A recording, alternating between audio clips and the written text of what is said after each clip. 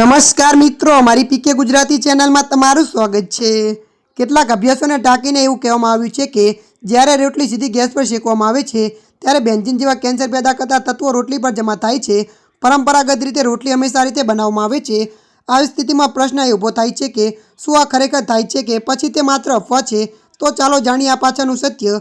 રોટલીને તવા પર હળવી રીતે શેકવા પછી તેને ગેસ પર સીધી શેકવામાં આવે છે અને પછી ખાવામાં આવે છે। જેમ આપણે જાણીએ છીએ કે રોટલી ગેસ પર યોગ્ય રીતે શેકવામાં આવે અને ખાવામાં આવે તો કેન્સર જેવા રોગોનું જોખમ રહેતું નથી। જોકે રોટલીના તવા પર સંપૂર્ણપણે શેકીને ખાવાથી વધુ ફાયદાકારક માનવામાં આવે છે। આનું કારણ એ છે કે જ્યારે તમે રોટલી સીધી ગેસ પર શેકો છો ત્યારે રોટલી યોગ્ય રીતે શેકાતી નથી અને અંદરથી કાચી રહે છે।